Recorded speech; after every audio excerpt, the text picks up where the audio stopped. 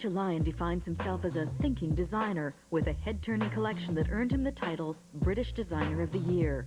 Backstage, his team preps for the unconventional presentation. The idea for the hair really is based on topiary, which is like the cutting of bushes and plants. The idea came from one of the dresses actually, a tulle cut dress. This dress is cut down so it's really hard and really structured, and that's where the idea for the hair came from. Just like a hint of blush on the cheek and just above the temple, kind of a little romantic. There's like a sticker that we're putting on with a shape, it's like a cellophane that's going right along the cheek, just so that it'll sort of, when it hits the light, it'll have a shine to it, just by the shapes in the clothes and the furniture that's being used on the show and the shapes in the hair. It kind of all ties in together.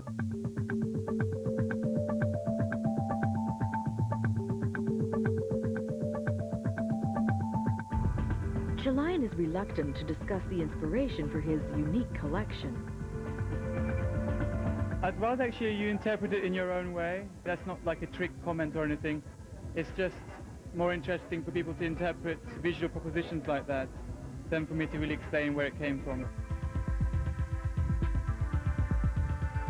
The set design we're going for was to have a sort of very stylized room. The idea was to have lots of processions in the room and then all the processions to be gone at the end of the show. And in that we were kind of looking at the plight of various refugees taking possessions, anything from, you know, the things on the shelf down to the chairs that they ended up kind of folding up and taking away with them. I guess that I'm subconsciously influenced by architecture. I don't think looking at buildings necessarily inspires me. I think the whole idea of space and the whole idea of the relationship of the body to space, for me, is interesting, and the parallels between the relationship of the body to clothes.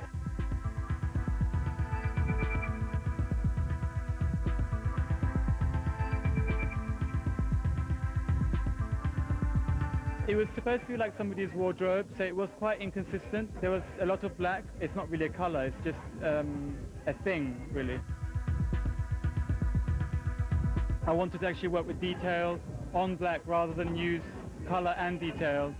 And I like the idea of working with different textures in the same color. I like the idea of different tones of black and using different textures, but, you know, making the definitions without actually using another color.